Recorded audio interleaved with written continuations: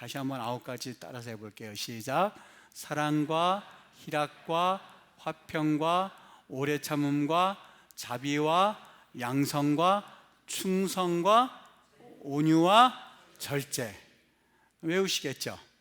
다시 한 번만 해보면, 한 번만 더 해볼까요? 시작. 사랑과 희락과 화평과 오래 참음과 자비와 양성과 충성과 온유와 절제. 아유, 잘 다 외우셨네요. 다시 우리 한 번만 이제 다 같이 쭉 한번 시작. 사랑과 희락과 화평과 오래 참음과 자비와 양성과 충성과 온유와 절제. 금방 외우시죠? 네, 이제 정말 끝으로 이제 마지막으로 한 번만 딱 하고 이제 이거는 외우시는 걸로. 이제 성령의 9가지 열매다. 성령의 9가지 열매 있기 위해서 이거 자꾸만 성경도 외우시면은요, 이 세상 공부와 성경 공부는 이게 좀 다릅니다. 세상에서의 내가 때로는 외우는 걸 잘 못 외운다 할지라도 이 성경 말씀 암송은 하나님의 성령의 말씀이니까 이게 금방금방 이 영혼에 새겨지는 그런 은혜를 경험하게 되거든요. 그죠? 그죠? 믿으시고 아멘 하시면 또 그렇게 될 줄 믿습니다. 시작. 사랑과 희락과 화평과 오래 참음과 오래 참음과 화평과 오래 참음과 자비와 양성과 충성과 온유와 절제다. 여러분, 이게 이제 성령의 9가지 열매인데 우리가 잘못 알고 있는 것 중에 하나가 뭐냐면 이 9가지 열매들을 우리가 다 맺어야겠구나 이렇게 생각을 합니다. 근데 그렇지 않습니다. 성경에 보면 The fruits of the Holy Spirit 그렇게 말하지 않고 The fruit 그냥 단수로 되어 있습니다. 성령의 9가지 열매들이 아니라 성령의 9가지 열매 하나를 의미합니다. 그러면 이게 무슨 뜻일까요? 저는 이 9월 한 달, 이 매달마다 이 말씀 이렇게 봉독하고 그리고 그 말씀이 우리 성도님들 가정마다 그대로 이루어지기를 위해서 소원하고 기도하면 분명히 입술로는 여러분들이 간증을 안 하셨다 한다 할지라도 분명히 그 마음으로 믿어 의심하지 아니하고 고백하는 이들에게 그 역사가 일어나는 줄 믿습니다. 왜냐하면 하나님께서는 우리 민수기 14장 8절 말씀에서 이미 말씀해 주셨죠. 26절에서 말씀해 주셨죠. 민수기 14장 26절에서 말씀해 주셨죠. 우리 하나님 앞에 때로는 불평하고 그리고 하나님 앞에 원망하는 이스라엘 백성들 소리를 주님께서 들으셨노라. 그리고 너희 말이 내 귀에 들린 대로 하나님께서 그대로 이루어 주셨는데 그 결과는 어떻게 됐냐면 이스라엘 백성들이 모두 땅에 엎드려진지라 하는 것을 하나님께서 그들이 말한 대로 이루어 주셨어요. 그러니까 이것은 우리가 하나님 앞에 우리의 입술을 지키고 믿음으로 고백하고 아멘으로 우리가 받아들여 화답을 하면 그 기도의 제목들은 그대로 이루어지는 역사가 있습니다. 그래서 여러분, 정말 우리 하나님이 나를 복주시기를 원하신다 그러면 내가 믿음으로 그걸 고백하시고 내 입술을 굳건하게 지켜나가시면 하나님이 역사하세요. 그리고 우리의 진정한 복은 누가 되시냐면 우리의 진정한 복은 예수 그리스도입니다.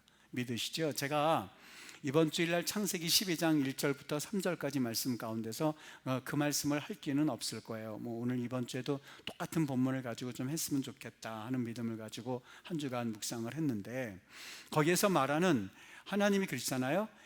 여호와께서 아브라함에게 이르시되 너희 고향과 너희 친척과 아버지의 집을 떠나 내가 네게 보여줄 땅으로 가라. 내가 너를 크게 너희 민족을 이루게 하시고 그리고 네게 복을 주어 너를 창대케 하리니 이는 너가 복이 될지라 라고 분명히 말씀을 하세요. 그리고 나서 너를 축복하는 자에게는 내가 복을 내리고 너를 저주하는 자에게는 내가 저주하리니 그 이유가 있는데 이유가 뭐냐면 이 땅의 모든 족속이 너로 말미암아 복을 얻을 것이니라 하신지라 라고 했습니다. 근데 우리가 이 복을 얻을 것이라는 것을 잘 받아야 될 게 이 복이라고 하는 말이 제가 길게 오늘 본문과는 제가 이 본문과는 이렇게 약간 좀 있었어요. 제가 길게는 말씀을 안 드리겠습니다만 거기에서 말하는 복이라고 하는 것은 예수 그리스도를 의미합니다. 네, 거기서 말하는 복이요. 이게 참 언어를 보면 참 신기한 게 그렇구나.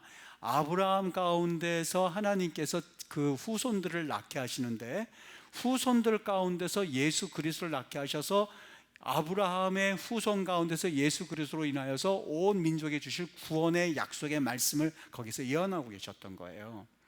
그러니까 우리 하나님이 우리에게 복 주신다 했을 때 그 복은 뭐냐면 예수 그리스도인 거예요. 때로는 이 땅 가운데서 내가 좀 높은 지위에 올라가지 못하고 그리고 내가 다른 이들보다 조금 보기에는 좀 이렇게 뭐라 그럴까요? 성공한 듯한 그런 삶을 살지 않았을지는 모르겠습니다. 그러나 우리는 주님께서 나의 구사지가 되셨음을 믿음으로 말미암아 여러분과 저는 복받은 사람들이라는 거예요.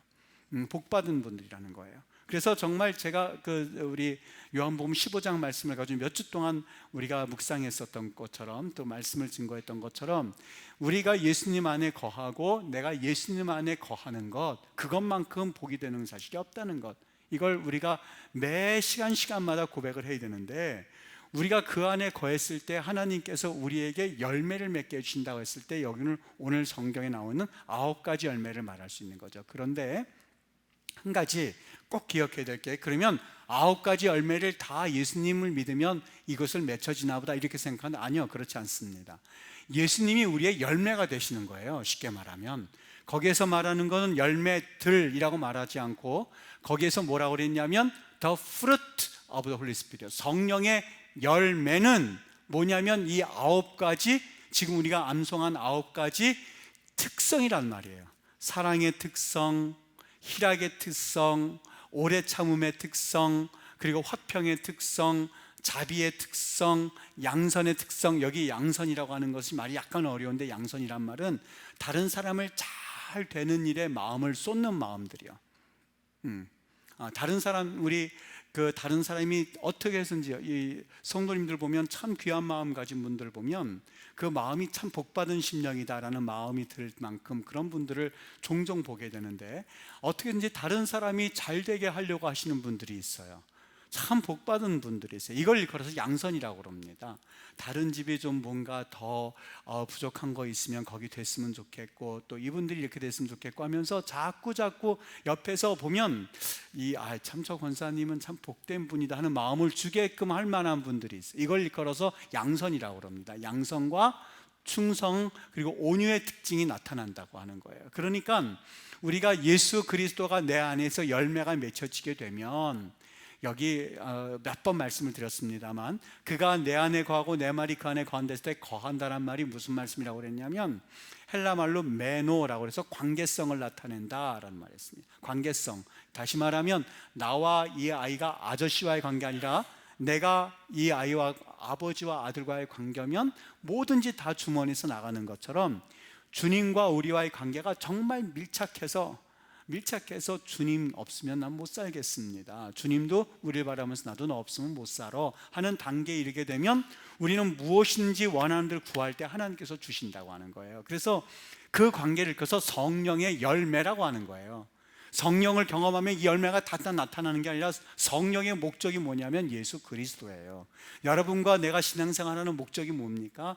10년, 20년, 30년, 40년 동안 계속해서 도덕적인 설교 그리고 도덕적인 이야기는 우리를 하품나게 하지만 여러분들이 정규적으로 계속해서 들어야 되고 그리고 말씀 가운데 느껴야 되는 것이 있다면 예수 그리스도예요. 여러분 가정 가운데도 마찬가지입니다. 여러분 천국 갈 때에 내 도덕으로 가는 것 아닙니다. 그렇지 않습니다. 내가 교회에서 열심히 봉사하고 그리고 올바로 산다고 하면서 그래서 천국 가는 것, 그것은 세상에서 말하는 도덕과 똑같아요. 그분들도 그런 열매예요. 우리 예수님 안 믿어도 그분들 잘 좋은 존경스러운 분들 많아요. 근데 거기엔 생명이 없습니다. 아무리 그분들이 인격적으로 훌륭한다 하더라도 그분들은 사실 미안하지만 천국 갈 수 있는 길이 없어요. 그러니까 무슨 얘기냐면 우리가 교회 다니면서 착해지려고 하고 교회 다니면서 뭔가 좀 나아지려고 노력해봤자 그거는 아무런 그런 열매가 있을 수가 없습니다. 가지처럼 밖에 버려져 바짝 말릴 뿐이에요. 여러분과 나의 본래 성경에서 말하는 것은 너희들은 원래부터 악한 존재야 하는 것을 가르쳐줄 뿐이에요. 어디에서요? 창세기에서 그랬잖아요. 아담과 하와에게 하나님께서 분명하게 자유의지를 주셨어요. 청년들이 뭐라고 질문해요? 목사님, 왜 하나님이 그걸 따먹을 줄 알면서 자유의지를 주셨습니까? 그거 참 모르는 얘기예요. 만약에 자유의지 없이, 다시 말하면 자유의지를 빼버리면 우리에게 남는 게 뭐냐면 본능밖에는 안 남아요. 본능을 가지고 있다면 어떤 현상이 생기냐면, 여러분, 본능은 하나님을 저주할 수는 없죠. 본능 가운데는요. 그러나 그 본능만 가지고 있다면, 본능만 가지고서는 하나님을 찬양할 수도 없어요. 그게 누구냐면 본능만 가지고 있는 거는 동물들이잖아요. 돼지가 밥 먹고 있다가 하나님 찬양, 하나님 감사 그럽니까? 아니요. 동물들은 감사도 할 수가 없고 동물들은 저주할 수도 없어요. 본능밖에는 안 남아요. 하나님께서 우리에게 자유의지를 주신 이유가 있는데, 그것은 하나님이 우리와 교제하고 싶어서. 고린도전서 1장 19절 얼른 보시죠. 고린도전서 1장 19절 읽어드릴 테니까 보세요. 고린도전서가 1장 19절이 아니었나 보다. 2장 19절. 고린도전서 1장 19, 잘못 기억하고 있는데요. 제가 나중에 이거 찾아서 말씀을 드릴게요. 19절 말씀. 네.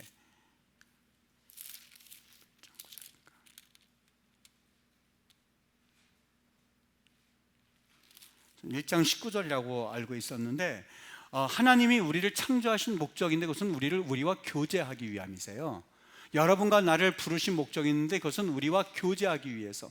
그러니까 자유의지를 주심으로써 하나님이 우리를 통하여서 우리가 하나님 앞에 감사하고 하나님 찬양합니다, 하나님 사랑합니다 그런 이야기를 듣기 위해서 하나님께서 여러분과 저에게 자유의지를 주신 거예요.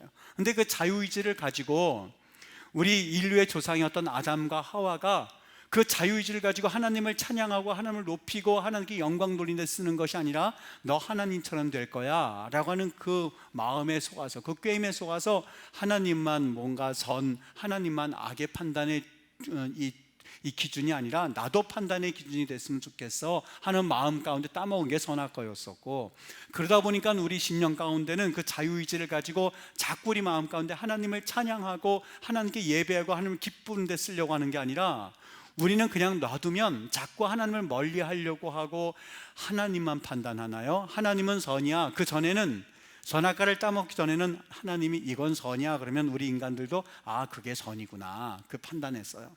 이게 악이야 그러면 우리 인간들이 이게 악이야 라고 판단을 했었어요. 그러나 이제는 상황이 달라졌습니다.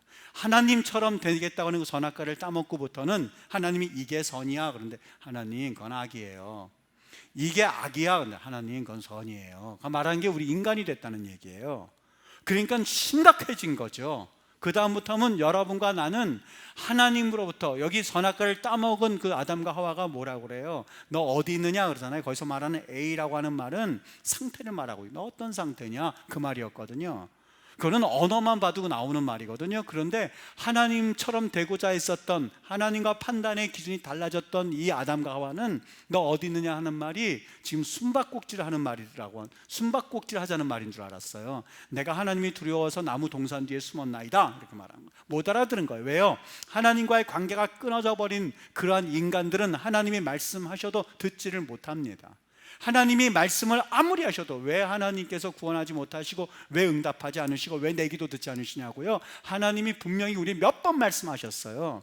하나님의 손이 짧아서 구원하지 못함이 아니라, 하나님의 귀가 어두워서 듣지 못하심이 아니라 너희 죄악이 듣지 못하는 거예요. 하나님은 지금도 우리에게 말씀해 주시고, 하나님 지금도 우리에게 가르쳐 주시고, 우리에게 알려주시고, 우리를 깨우쳐 주시기를 원하는 그게 성령님이에요. 양선이라고 그랬잖아요. 우리 하나님의 사람들, 성령 받은 사람들조차도 다른 사람이 잘 되기를 원하고 다른 사람이 일어서기를 원하는 그런 복된 마음이 있는데, 왜 우리 하나님이 저 언제까지 기도하나 보자 내가 안주해야지 이런 마음은 아니세요. 어떻게 해서든지 간에 여러분, 과거에 이 아이가 한 명 있었는데 그 아이가 너무너무 아픈 아이예요. 참 마음 아팠어요. 강남 성모병원에 있는데 이게 유리로 막혀가지고 이 소리가 들리질 않아요. 근데 제가 너무너무 마음이 아프니까 이 아이를 두고 이 죽을 병에 걸린 아이예요. 희귀병에 걸려가지고 불치병이에요. 내가 기도할게. 근데 그 아이가 들릴 리가 있나요? 조그만 아이인데 그 아빠도 그 안에 들어가 있는데 양철 옷을 입고 있는데요. 그게 들릴 리가 있습니까? 젖다 대고 벽에다 대고 기도하는 거죠. 하나님 아버지 역사해 주시옵소서. 이 아이 살려주시기를 원합니다. 하나님께서 긍휼히 여겨주시고 이 생명 살려주시고 지켜주시옵소서라고 기도하는데, 안타까웠던 거는 나중에 그 아버지가 나와서 하는데 기도 소리 들리긴 들려? 아니요, 하나도 안 들린다는 거예요. 여러분 똑같아요. 하나님께서 우리를 복주시기를 원하시고 하나님의 그게 본래 성품이세요. 우리 하나님의 성품이세요. 하나님이 얼마나 귀한, 우리 하나님께서는 우리를 멸망길에 접어들지 모든 사람이 구원에 이르기를 원하시는 하나님이신 분이세요. 그분이 참 기뻐하시고 우리를 구원해 주시기를 원하시고 잘 되기를 원하시고, 우리 주님이 어떻게 해서든지 간에 이 땅 가운데서 우리 주님 안에서 뜻이 뭐예요? 항상 기뻐하라, 쉬지 말고 기도하라, 범사에 감사하라는 것이 하나님의 뜻이에요. 근데 이 마귀가 그런 하나님의 뜻을 그냥 놔둘 리가 없죠. 항상 슬퍼해라, 너희가 쉬지 말고 기도하지 말아라, 그리고 범사에 절망해라 하는 것이 마귀의 뜻이거든요. 마귀의 뜻과 하나님의 뜻은 같을 수가 없어요. 그러니까 이 마귀의 노름에 속아나는 우리들이 자꾸 하나님으로부터 멀리 가고자 하는 거예요. 여러분, 그냥 놔두는데 어느 날 갑자기 나 예배하고 싶어 그런 마음 들던가요? 나 기도하고 싶어 그런 마음 들던가요? 아니에요. 여러분과 저는 애시당초부터 가만히 놔두면 죄 지을 생각, 그리고 좀 미워할 생각, 수근수근할 생각, 그리고 자꾸 이렇게 뭐라고 그럴까, 남 험담할 생각만 자꾸 생각나는 거는 어떻게 보면 여러분과 나의 본성이에요. 다 선한 것 같고 다 뭔가 난 것 같지만 그렇지 않아요. 미안하지만 우리의 본성 자체는 하나님으로부터 멀어지려고 하고 하나님으로부터 숨으려고 하고, 어디 있느냐 했었을 때 나무 동산 뒤 하면서 어떻게 하는지, 그리고 너 이거 왜 따먹었니 했었을 때 하나님 제가 따먹었어요, 제가 죽을 놈이에요 이렇게 말한 적이 없어요. 하나님께서 보내주신 저 여자, 언제는 뼈 중에 뼈요 살 중에 살이라고 결혼할 땐 그러더니만 조금 지나서 지고 보니까 너 왜 그랬어 하니까 하나님께서 주신 저 여자, 그냥 저 여자라고 말한 것도 아니에요. 하나님이 주신 저 여자, 책임이 누구에게 있다고요? 당신이 먼저 그랬잖아, 그 소리예요. 하나님이 먼저 그랬잖아요. 하나님 나 기도 응답 안 하시고, 하나님이 그렇죠. 하나님 원망스럽죠. 그 똑같은 모습이지 않습니까? 뭔가 조금만 기도 제목 응답 안 된다고 해서 하나님 왜 응답 안 하시지? 안 계신가? 네 신이 잠자나 보라고 그렇게 말을 하잖아요. 우리가 하나님 앞에서 어떤 상태인지는 생각도 하지 못한 채, 그게 우리의 모습이라고 하는 거예요. 하나님 잠자시나? 그 전혀 하나님 앞에 우리의 영적으로 죽어있는 그 상태. 그래서 오늘 보면 성령의 열매는 다른 것 아니에요. 10년, 20년, 30년, 40년, 50년 신앙생활하면서 오직 하나만 맺으면 되는데, 예수님이 내 안에 거하고 내가 예수님 안에 거하는 예수 그리스도 그분의 열매만 맺히면 이거는 신앙의 완성이요 구원이에요.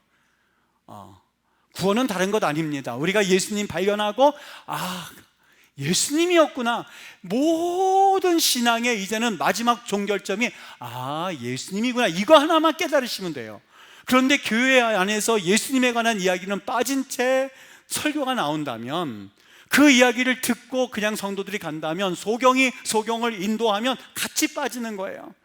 목회자가 그럴 리가 없겠죠. 그러나 목회자가 구원받지 못하고 성령 체험하지 못하고 내가 목회자가 진정 예수 그리스도의 진정한 복음을 경험하지 못한 채 그 말씀으로 무슨 복음이 나가겠고 그 말씀 가지고 누가 구원을 받을 수 있겠습니까?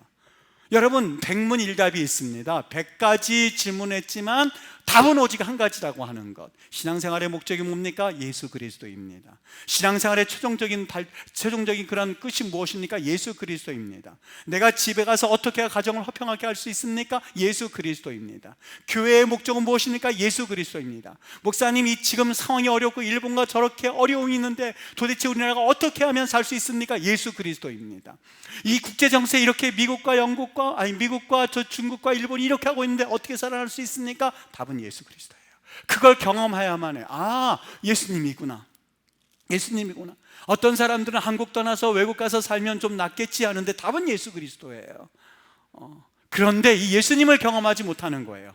기도한다고 하면서조차도 기도에 어떻게 보면 뭐라고 그럴까요? 이 우상이라고 할 때나 이 세상에 살면 내가 복 받는 것, 그 우상에 젖어서 끝까지 예수님을 경험하지 못하고 그냥 끝나는 사람들이 얼마나 많은지 몰라요. 예수님을 경험하고 예수님이 내 삶의 목적이다 하는 것들을 반드시 하게 고백해야만 하는데, 여러분, 우리는 기도 제목에 관심이 있죠. 내 아들 스카이 대학 가고, 내 남편 출세하고, 그리고 내가 좀 돈 벌고, 내가 좀 어떻게 잘 살고, 내 가족 살리고, 이런 것에 관심이 있지만 하나님께서 관심은 여기에 있지 않아요. 아브라함에게 너를 축복하는 자에게 내가 복을 내리고 너를 저주하는 자에게 저주하리니, 그 목적이 하나가 있습니다. 하나님께서 그토록 그를 축복해 주시고 하나님께서 그를 그토록 인도하신 목적과 이유가 있는데, 너로 말미암아 이 땅의 모든 족속이 복을 얻을 것임이라가 목적이에요. 그런데 우리는 기도에 관심이 있는 거예요. 하나님이 언제쯤 내 기도 들어주실까? 하나님이 어떻게 내 기도 들어주실까? 이렇게 하는데, 하나님의 관심은 그 기도의 제목이 아니라 그 기도의 제목을 통하여서 예수님을 경험하게 하고, 그 기도의 제목을 통해서 예수님은 이렇게 일하시는구나 하는 것들을 경험하게 하도록 만드는 것이 우리 하나님의 목적이에요.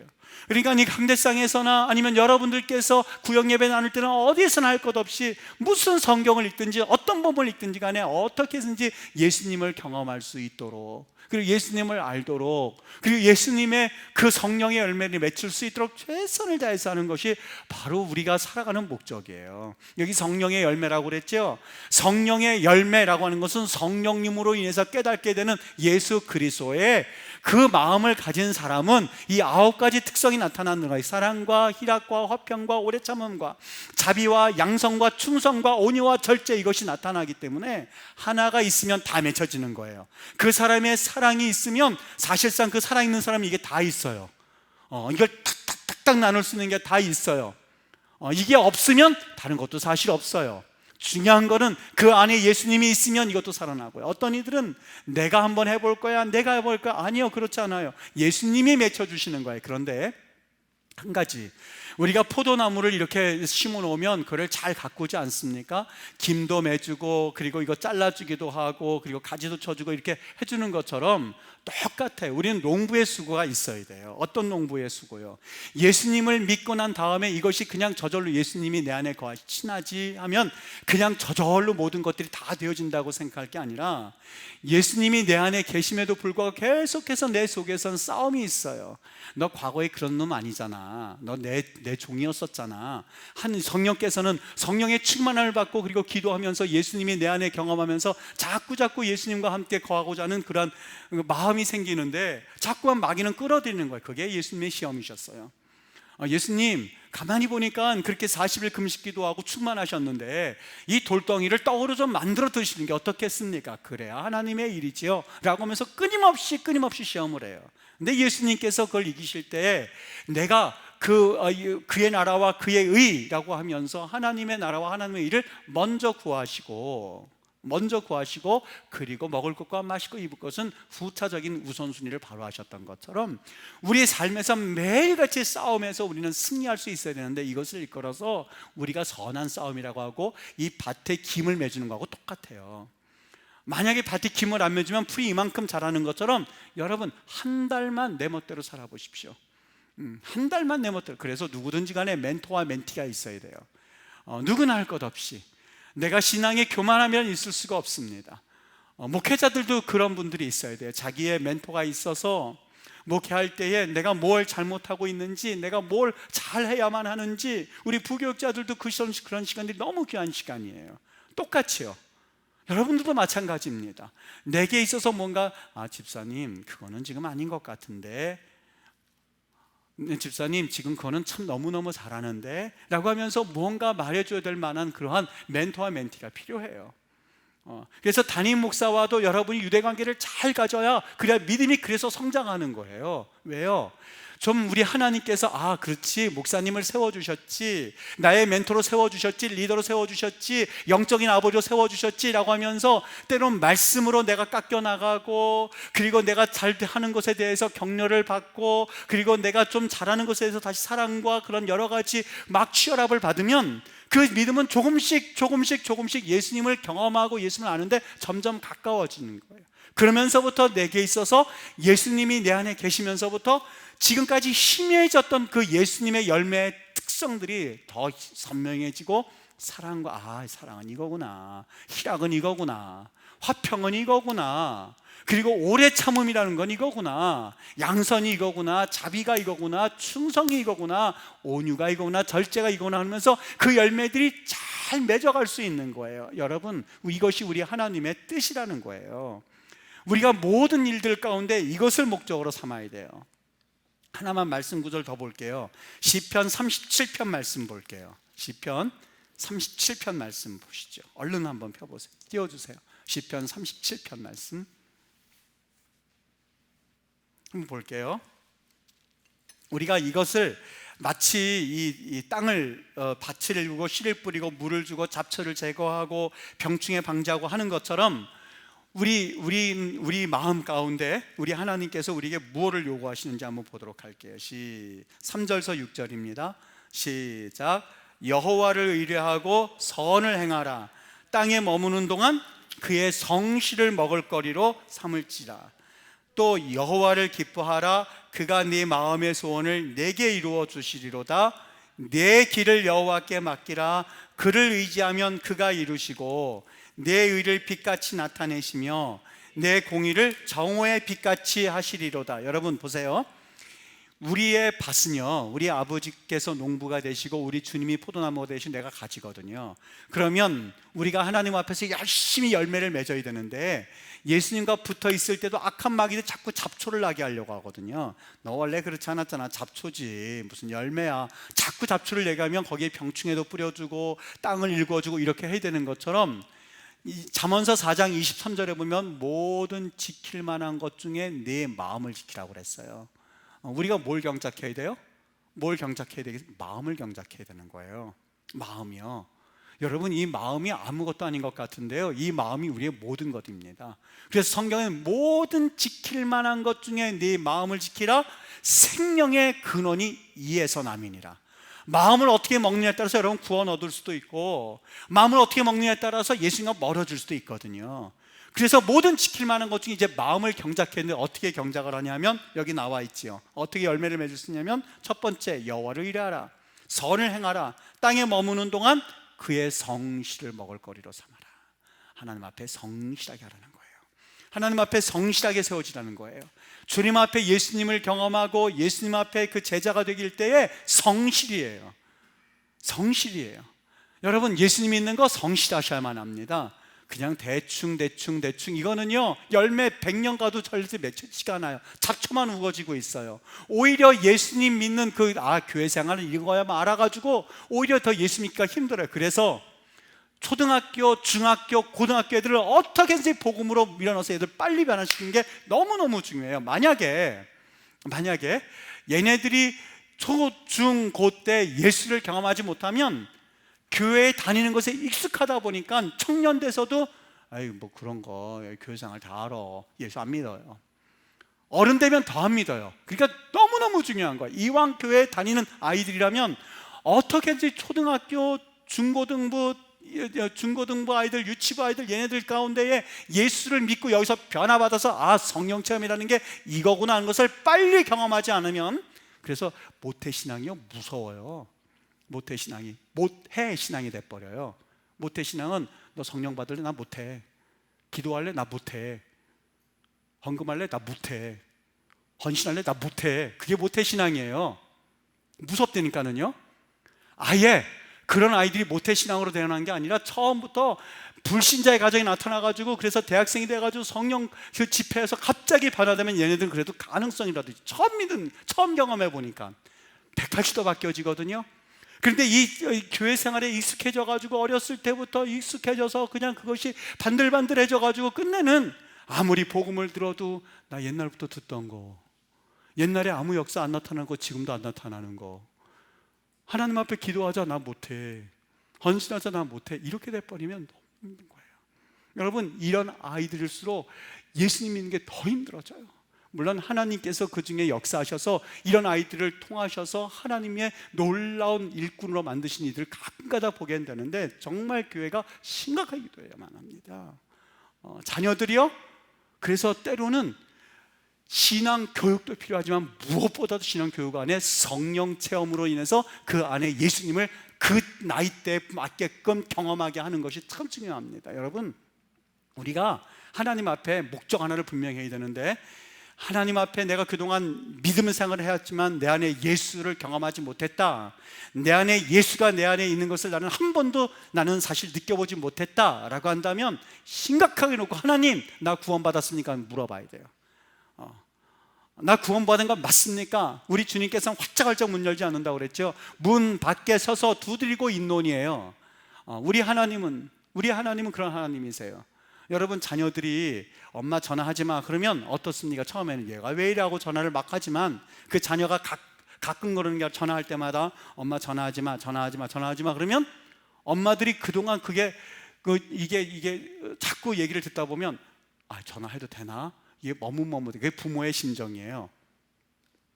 성령님도 마찬가지세요. 성령님도 우리 문 활고 활짝 열고 들어오시는 분이 아니라 문 밖에 서서 두드리니 우리가 문을 열고 그분께 우리가 모셔드리고 할 때까지는 성령께서 두들고 계시기 때문에, 우리가 정말 그분과 대화해보고 내 안에 예수님이 계신지를 여쭈어보고, 그리고 내 안에 예수님이 계시지 않고 세상 성공의 우상이 되어서, 그래서 세상 성공 때문에 내가 예수를 믿는 척했다면, 이제부터 하나님 앞에 무언가 다시 한번 우리의 밭을 다 읽어버려야죠. 그리고 뭘 발견해야 돼요? 예수님을 경험하고 성령의 9가지, 성령의 열매 중에서 9가지 특성이 있는지를 경험해 보실 수 있으셔야 돼요. 목사님, 가만히 보니까 성령의 9가지 특성이 내게는 없습니다. 예수님 아직 못 믿은 거예요. 믿어 들어가는 단계죠. 그래서 그 이야기가 쉬워져요. 한번 예수님 경험했는데 구원을 놓칠 수 있습니까? 라고 하는 거는 2가지예요. 분명하게 예수님을 경험했다면 그 삶 가운데 계속해서 예수님과 접붙임 받을 수 있도록 내가 하나님 앞에 같이 붙어 있어야 돼요. 만약에 떨어져 있다면 가지처럼 밖에 버려져 마르나니 사람들이 그것을 모아다가 불에 던져 사르니라 라고 하는 것은 사탄이 하는 일이에요. 떨어져 있을 때에 바짝바짝 말라서 성령의 온기가 전혀 없는 채 맹숭맹숭하여서 그 사람이 예수를 믿는 것 같은데 바짝 말라 있는 사람이라면, 거기 사람들이 모아다가 불에 던져 사는 건 사탄이 그 일을 하는 거예요. 구원 잃어버리게 만듭니다. 나는 언제 구원받았지? 라고 하는 겁니다. 그리고 마지막 갈 때 나는 예수님 안 믿어 라고 하면서 부인하게 되는 거예요. 바짝 말라서 불에 던져 살라버리는 일들을 사탄이 하는 거예요. 너무 중요하지 않습니까? 30년 40년 예수님 믿고, 그리고 맨 끝에는 내가 예수님 믿고가 아니라 교회 다니고, 그리고 맨 끝에는 나는 예수 몰라 라고 한다면 그것만큼 안타까운 게 어디 있겠습니까? 신앙생활은 성실합니다.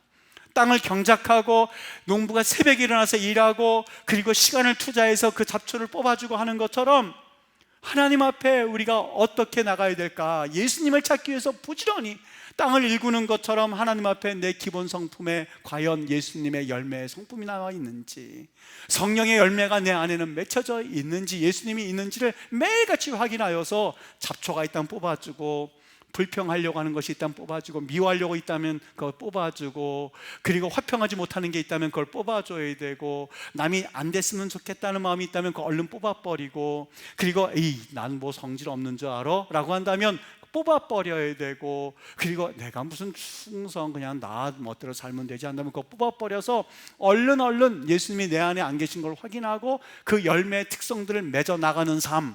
근데 그 맺어 나가는 삶은 예수님이 맺혀주시는 거예요. 그러니까 나는 철저하게 예수님을 찾고 예수님 품을 파고들고, 그리고 무슨 일이 있으면 성경 말씀 들으려고 하고, 무슨 일이 있으면 같이 구역장님들 모셔다 예배드리고, 장로에서 모셔다 예배드리고, 담임 목사님 모셔다 예배드리고 하면서 자꾸 여러분이 살아나야만 해요. 그래서 여기에 생명이 있는 거예요. 여기에는 구원이 있는 거예요. 생명의 열매들이 맺혀지기 시작하는 거예요. 이 생명이 없으면 교회는 화석화되어서, 여러분 마치 노인들께서는 이 뼈가 한번 부러지면 이게 잘 붙지가 않는데요. 왜요? 이게 화석화되기 때문에 그래요. 화석화된 교회가 되면 그때부터는 전통교회가 남아서, 그때는 그냥 저 유럽의 교회 한쪽 불 켜고 한쪽에서만 예배드리는, 끝내는 그렇게 되는 거예요. 생명이 있어야 되는 거예요. 할렐루야 찬양하면서, 집사님 할렐루야 하면서 생명이 있고 기쁨이 있고 감사가 있으면서 예수님을 회복하는 운동, 이것이 바로 우리 기독교에서 진정 하나님 앞에서 우리가 기도할 제목이 되어야 하는 거예요. 또 하나는 여기 뭐라고 그랬어요? 여호와를 기뻐하라. 여호와를 기뻐하라. 그리고 5절에는 내 길을 여호와께 맡겨라. 하나님께서 기뻐하시면 나도 기뻐하고. 근데 이게 죄악된 습성처럼 아까처럼 하나님은 기뻐하시는데 이게 자꾸 내 마음에서는 이게 또아리가 자꾸 이게 비비 꽈지네요. 하나님은 기뻐하지 아니하시는데 내 마음에서 죄악을 하는 거니까 이게 기뻐지네요. 여러분, 이거 병든 거예요. 병든 거예요. 하나님 말씀을 주시는데 그 말씀을 듣지 못하고 이게 자꾸 내 안에서 튕겨나오면 이게 병든 거예요.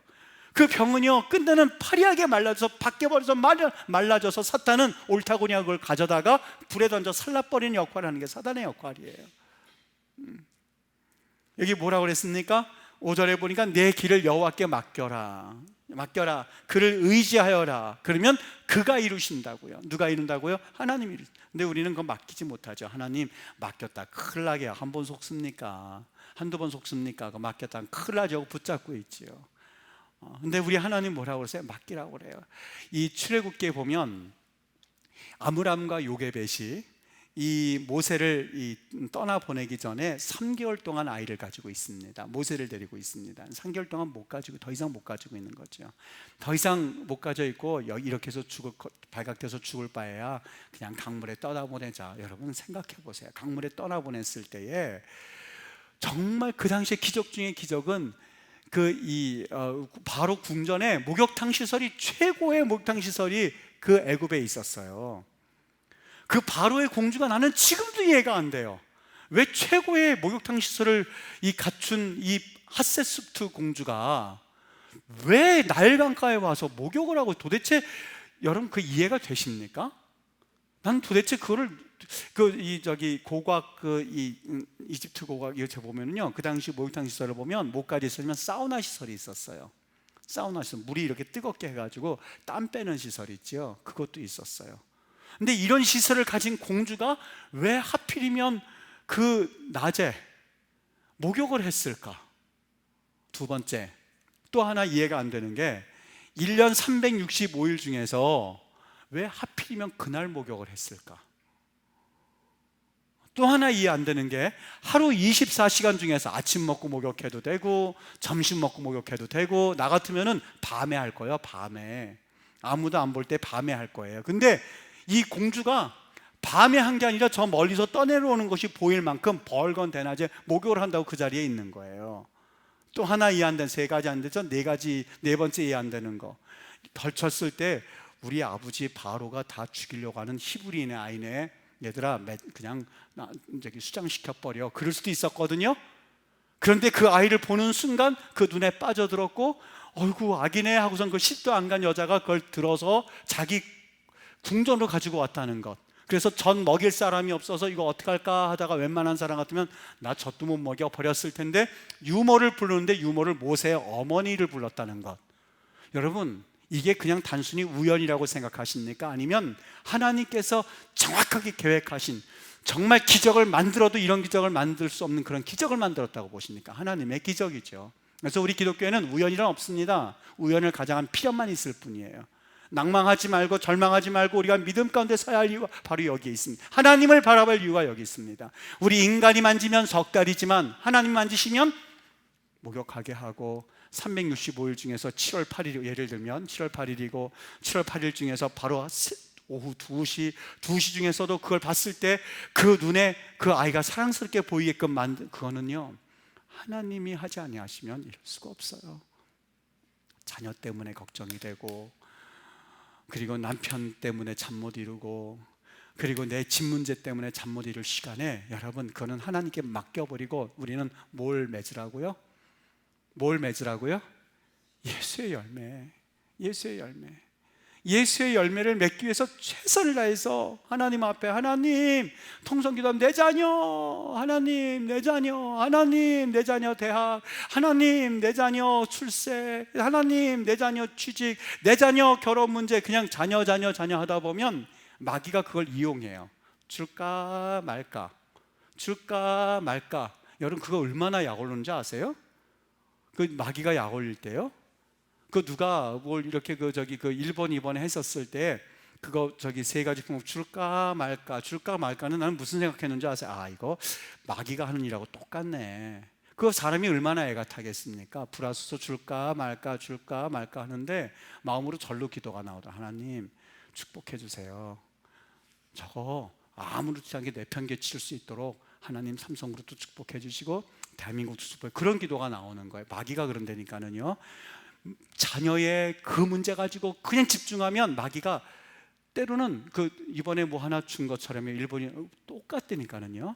일본이 이렇게 하나 수출 규제 이렇게 풀어준 것처럼 자 네가 그렇게 기도했으니까 풀어줄게 하고 하나 슬쩍 풀어주면 좋겠어. 그러면 자기는 응답받았다고 하는 것 같지만 아니요, 그게 목적이 아니거든요. 하나님은요, 그걸 통해서 예수 그리스도, 그걸 통해서 사명을 깨닫게 하기 위함인데 그냥 그것만 바라보게. 그러면 20년 30년 40년 신앙생활하지만 계속해서 마귀에게 붙잡히며 가지고 줄까 말까 줄까 말까 줄까 말까예요. 마귀의 이름이라니까요. 줄까 말까 줄까 말까가요. 우리 그렇게 사시겠습니까? 그렇게 살 수 없습니다. 여러분, 오직 예수입니다. 예수로 죽고 내가 예수로 살고. 그래서 이 고린도 교인들에게 말했잖아요. 살든지 죽든지 먹든지 마시든지 오직 하나님의 영광. 어떤 사람은 먹어야 된다, 어떤 사람은 먹지 말아야 된다 했었을 때 아니야, 그걸 먹어도 좋고 안 먹어도 좋은데 무조건 그 목적과 이유는 하나님의 영광. 내 자녀가 잘 돼도 하나님 영광, 때로는 실패도 하나님 선한 일을 이룰 줄 믿습니다. 하나님께 영광 놓고 하나님을 바라봐야죠. 남편 출세, 남편 자녀 취직 문제, 자녀 배우 문제, 이것 가지고 그냥 골머리 싸면 끝내는 우리가 여기서 헤어나오지 못합니다. 물질 문제 절대 헤어나오지 못합니다. 조금 좀 하면 물질이 좀 나아질 것 같으면 휴 살았다고, 그래서 하면 또 하나님 앞에 구한다. 우리가 물질 위해서 사는 존재 아니거든요. 여러분 믿으시죠? 믿으시죠? 이건 동감될 겁니다. 하나님께서 이 말씀 주셔서 우리 살게 하실 줄 믿습니다. 하나님께서 인간으로 하여금, 아담으로 하여금 에덴 동산을 경작하게 하셨던 것처럼 인간의 노력에 의해서 어떤 분들은 목사님 그러면 우리가 그렇게 살아야만 된다는 얘기입니까? 예수님 안에 거하면 저절로 맺힌다고 하는데 우리는 그럼 열심히 해야 된다는 얘기입니까? 무슨 얘기냐면 그 말은 내가 예수님 안에 거하고 나면 예수님이 우리와 함께 일하기를 기뻐하신다는 거예요. 처음에 세상을 창조하시고 하나님께서 다스리라고 명령하신 것은 그 이유와 목적이 처음부터 하나님 창조하시고 이건 인간들로 하여금 일하게 할 거야 라고 하나님께서 계획해 놓으셨어요. 그러니까 일할 때에 열매가 맺혀지는 거죠. 다시 말하면 우리 안에 예수 그리스도의 열매가 맺혀지면 정말 내가 그 성품, 그리고 내가 때로는 절제하고 여러 가지 내가 보지 말아야 될 것들, 말하지 말아야 될 것들, 품지 말아야 될 것들, 그런 것들을 하나하나 잘라나갈 때에 우리의 의지가 어느 정도 필요해요. 자꾸만 술 먹고 싶을 때에 그냥 예수님이 우리 술만 생각하면 그냥 막 토하게 하고 그냥 막 그렇게 할 때까지 기다릴 게 아니라 내가 예수님의 사람으로서 이제는 이제는 보지도 말지어다고 자기 자신에게 명령하고 떨어져 나와야 돼요. 여러분 이거 무섭습니다. 작은 것 아니라 작은 걸 통해서 때로는 예수님을 잃어버릴 수 있다고 생각하면 벗어나야죠. 그리고 담배 벗어나버리죠. 아무것도 아닌데요. 그리고 때로는 너무 드라마 이제는 벗어버려야죠. 텔레비전에 중독돼 가지고요, 기도할 시간도 잊어버리고. 제가 얘기했잖아요, 과거에 넌 아직도 잊혀지지 않아요. 그 권사님 나오셔서 기도하는데 하나님 한상공 살려주시옵소서. 그런데 아직도 그게 몇 년이 지났는데도요 그게 잊혀지질 않아요. 더 빠져 있다 보니까 현실이 드라마인지 드라마가 현실인지 그거를 구분을 못하고 있는 거예요. 우리 임마누엘 교회 성도님들께서 9월 한 달 제가 한 가지 기도 제목 드립니다. 예수님 열매를 맺으셔서 9가지 성령의 열매 특성들을 꼭 맺게 되기를 주의 이름으로 축복합니다. 여러분 가정들마다 여러분 기도하십시오. 하나님, 성령의 열매 이 특성들이 맺혀지기를 원합니다. 내 가정에 예수님이 계시지 않습니다. 예수님을 모셔드리지 못하고 있는 가정입니다. 그냥 먹고 살아가는데 내가 집중합니다. 먹고 사는 것, 이것은 인생 70여 간 거는 80밖에는 못 살 인생인데 그 다음으로는 어떻게 될지도 모른 채 그저 하나님 내가 그냥 먹고 사는 거에 집중하다 보니까 예수님 잃어버려서. 아니요, 너희는 먼저 그의 나라와 그의 일하다 보니까 때로는 먹는 것 또 내가 덜 먹는다 한다 할지라도 예수님께서 내 안에 계시다는 걸 확인하면 됩니다. 그러면 우리 하나님께서 정말 천국부터 백성 되게 하셔서 우리를 빵빠레 올리면서 그동안 성훈아 수고했다, 김집사야 수고했다, 이집사야 수고했다 하면서 우리를 맞아들일 걸 생각해 보십시오. 믿어지십니까? 언제요? 이제는 얼마 안 남았어요. 단관하면 80이라고 그랬다 보니까 요즘 100세 시대이긴 하지만 얼마 안 남았어요. 그래도 반도 안 남았지 않습니까? 지금까지 살아온 인생보다 100세 시대를 한다 할지라도 하나님, 저는 더 남았어요. 그런 분들도 있겠죠. 여러분, 주님 은혜 가운데 저 천국 바라보시면서 끝까지 우리 진행했으면 좋겠습니다. 실망하지 아니하고 믿음 가운데에, 소망 가운데, 그리고 하나님 앞에 말씀, 우리 스스로 내 말씀 돌이켜서 또 보고 하면서 계속해서 내 자신이 죄악 가운데서 쳐서 복종시키고, 그리고 내 마음 가운데 자꾸 예수님과 멀리 할 때에 그 마음 또 쳐서 복종시켜서, 사도 바울이 그러잖아요. 마지막까지. 어떤 분은 그래서 에이, 그냥 막 살다가 나중에 죽을 때 예수 믿었으면 편했을걸요. 근데 문제는 언제 죽을지 모른다는 것, 또 예수님이 언제 오실지 모른다는 것, 그것 때문에 우리가 살아가는 것 아니겠습니까? 오늘 이 밤에 끝나고 나서 오실 것처럼 살아가시고 계속해서요, 주님 은혜 가운데 그렇게 살아가실 때에 정말 성령의 열매 예수 그리스도 맺혀져서 여러분들 삶 가운데 그런 놀라운 오늘 9가지 사랑과, 우리 한번 다 같이 해볼까요? 사랑과 희락과 화평과 오래 참음과 자비와 양성과 충성과 온유와 절제, 이 특성들이 다 맺혀져서 제가 어디 가든지 간에 지금 우리 교회에서는 이제 이렇게 설교했습니다만, 어디 가든지 우리 교회 얼마나 제가 자랑하는지 몰라요. 너무너무 여러분들 귀하게 믿음 생활 하시는 거 제가 볼 때마다 너무너무 귀하게 생활을 하는데 그 안에 예수님이 빠지면 아무것도 아니라는 것. 그래서 높아지면서 오직 예수 복음 듣고 하는 것, 참 신기한 게, 여러분들이 예수님 얘기만 하면 눈이 반짝반짝 하시고 그 영혼이 맑아지는 걸 생각하면 정말 예수님에 대한 사모하는 마음이 있어서 그래요. 주님이 주신 축복된 마음이에요. 이거 다 그렇진 않아요. 어떤 공동체는 예수님 얘기하면 듣기 싫은 것처럼 그러잖아요. 스데반이 예수님에 대한 얘기하고 하늘이 열렸노라 했더니 다리 귀를 막고선 돌을 던지잖아요. 다 그렇지 않아요.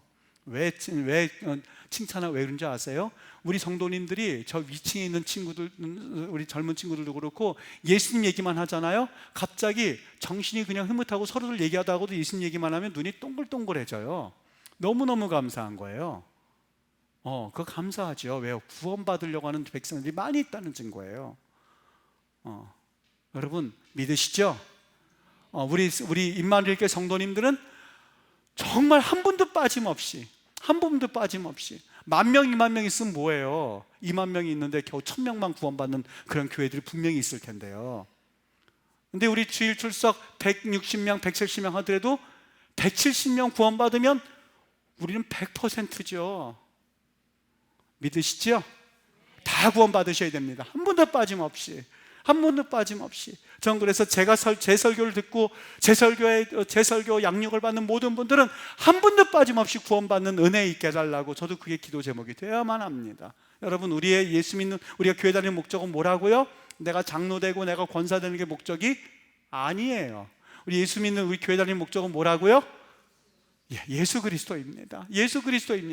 여러분들이 어디에 가서 무엇을 해도 다 괜찮습니다. 그러나 그 삶 가운데서 뭐가 있어야 돼요? 예수 그리스도예요. 이 목사도요, 다른 데 가서 혹시라도 설교할 때 꼭 하는 설교가 예수 그리스도예요. 다른 설교는 이미 그 목사님들께 다 들을걸요? 다 듣고 있을걸요? 근데 그분들부터 혹 듣지 못했을까봐 예수 그리스도 얘기하잖아요. 그런데 참 신기하게 어떤 분들은 정말 생명이 있어서 끄떡끄떡 하시는 분들이 있고, 어떤 분들은 저런 거 처음 듣는데 하면서 눈 동그란 분들이 있어요. 그러면 구원 못 받은 영혼인가 아니면 뭔가 우선 가만히 기도하면서 또 하게 돼요. 여러분, 한 분도 빠진, 지금 잠깐 저녁이어서 졸리고 근다 한다 할지라도 분명히 메시지는 하나입니다. 성령의 열매를 맺어야 되는데 성령의 열매는 뭐라? 예수 그리스도. 그리고 성령의 열매가 맺혀지면 내가 하나님 앞에 여기 성실을 먹을 거리 삼고 여호와를 기뻐하고 내 길을 여호와께 맡길 때에 정말 우리에게 맺혀지는 예수 그리스도의 특징인 성령의 9가지 특성들 뭐예요? 사랑과 희락과 화평과 오래 참음과 자비와 양성과 충성과 온유와 절제, 이와 같은 것을 금지할 율법이 없습니다. 율법으로 인해서는 이것을 금지할 수가 없어요. 예수님으로 인해서 모든 율법은 다 깨어지고 율법의 완성자 되시는 예수 그리스도를 경험하게 될 줄 믿습니다. 오늘 밤에 주무시다가 예수님 꿈꾸시기를 주의 이름으로 축복합니다. 벌떡 일어날 때 죽겠다 그래서 머리 뚝뚝하고 일어나지 마시고 예수님 감사합니다. 하시고 일어나게 되시길 주 이름으로 축복합니다. 잠꼬대 할 때도 여러분 의식적으로 예수 그리고 잠꼬대하고 일어나 보세요. 정말 기분이 다르다니까요. 잠자다가 울게 되고 잠자다가 정말 기쁨이 나가지고요. 옛날에 상처받은 것 생각하시거나 옛날 사람들 생각하지 마시고 이전 것은 지나갔으니 예수님 안에서 성도님들이, 우리 임마누엘교회 성도님들이 살아나시고 그리고 생명이 있게 되고 그리고 그 안에서 예수님을 경험하여서 보는 사람마다 다른 거 전도할 필요 없습니다. 예수님 믿으시라고. 그러면 그 안에서 생명 있는 사람들은 예수님 소리 듣고선 번쩍 눈이 뜨여요. 전도는 설득해서 데려오는 게 아니라 이미 하나님께서 구원하시기로 작정한 사람들을 예수 그러면 벌써 하고선 구원받을 사람은 벌써 와요. 우리가 전하지 않았을 뿐이에요. 그리고 안 받으면 다음에 또 누굴 통해서 전도하시겠지 하고서 또 지나가는 거예요. 네, 축복합니다. 9월 한 달 예수님 열매 많이들 맺게 되기를 예수님의 이름으로 축복합니다.